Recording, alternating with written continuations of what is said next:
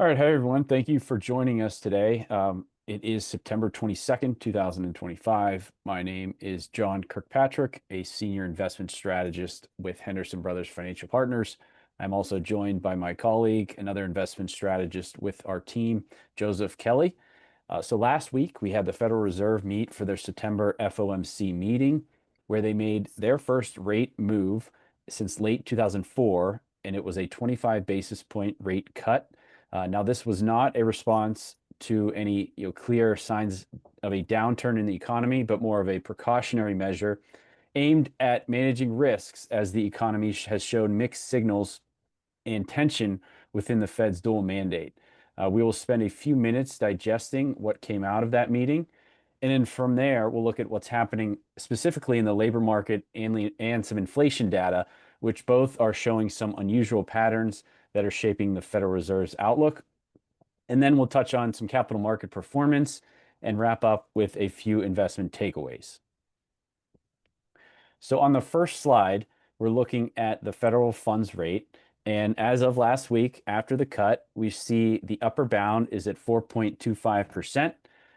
During this meeting, there were 12 voting members of the FOMC. 11 of them had voted for a 25 basis point cut. We had one vote against it, but that one vote against was actually voting for a larger 50 basis point rate cut. This came from the newly appointed member, Stephen Myron.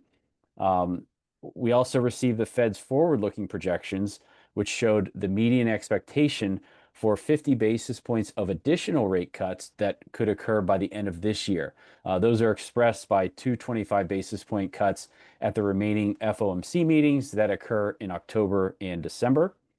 So while we see the median Fed projection and the market are in line for the remainder of 2025, the lack of consensus between the FOMC members has been pronounced. So we have 10 committee members that see two or more cuts of 25 basis points to end this year. 9 committee members only see one or fewer cuts. So a pretty wide range of expectations from the committee. Fed Chairman Powell has stressed that this is a risk management cut. Like I mentioned before, they're shifting their focus to the risks that have grown on the labor side of the equation, and they're less concerned with the maybe elevated inflation levels given some of the impacts, the one-off type impacts from tariffs. I'm going to pass it over to Joe right now to get a little deeper into the labor and inflation data that we're seeing. Perfect. Thanks, John.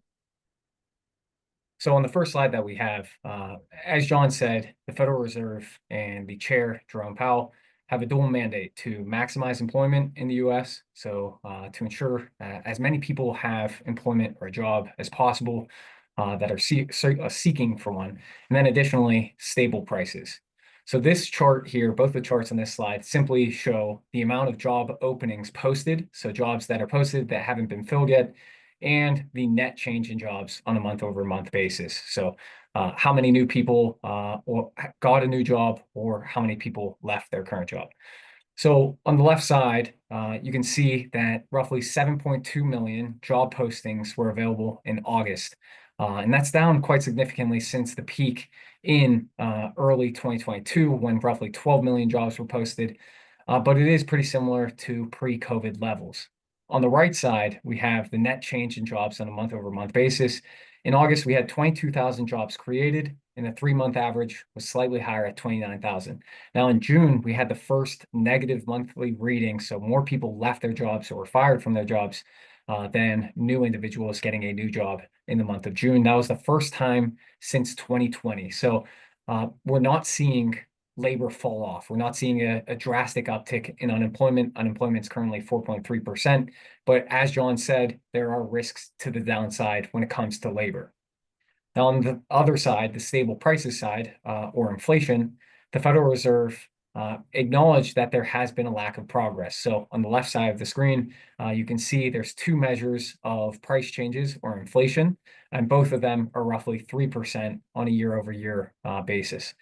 Now, I remember making a slide similar to this 2 years ago, and the values were very similar when the Federal Reserve's goal is 2%. So they've been about higher, a percent higher than their goal for some time now.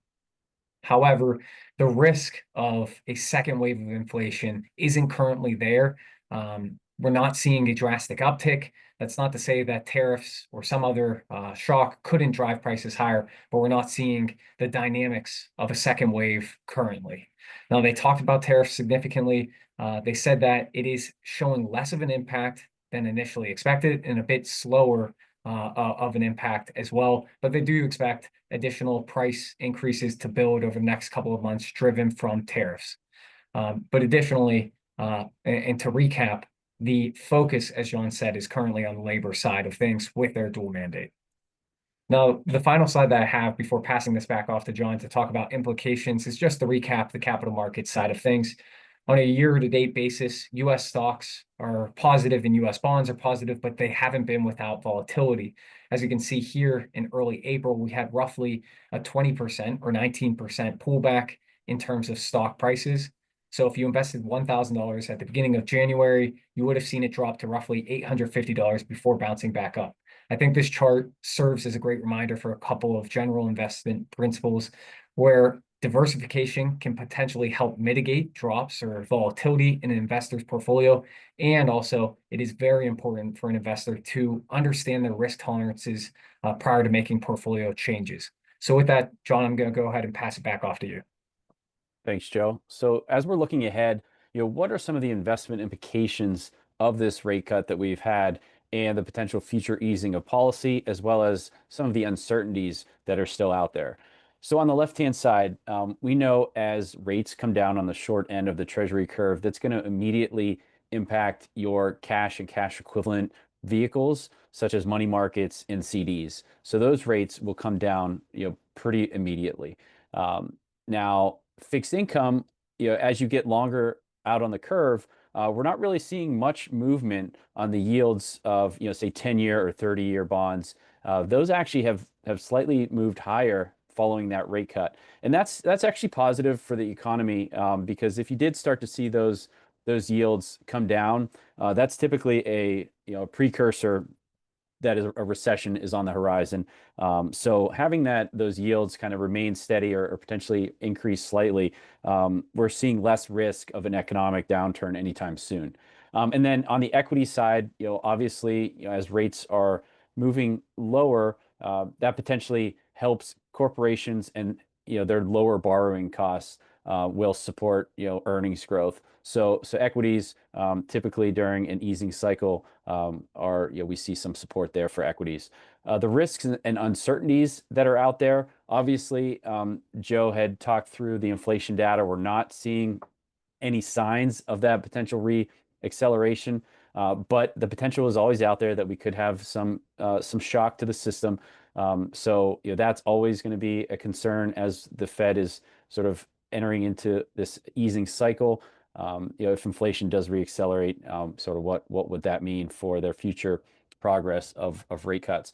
And then policy credibility. The Fed, has undergone, they're facing political pressure, and they continue to state their independence. But as the potential changes of the board and the FOMC take place over the next year or so, will the Fed be able to maintain that credibility as they face that continued pressure from the political spectrum? So that is something that the Fed will have to contend with, balancing their dual objectives of price stability and full employment while still maintaining that independence and potential changes that they might see from their members. So that wraps up the presentation today. I want to really thank everyone for their time and the trust that they've placed with Henderson Brothers Financial Partners. As always, if you have any questions, feel free to reach out to your Henderson Brothers contact, and we hope everyone has a great day. Thank you.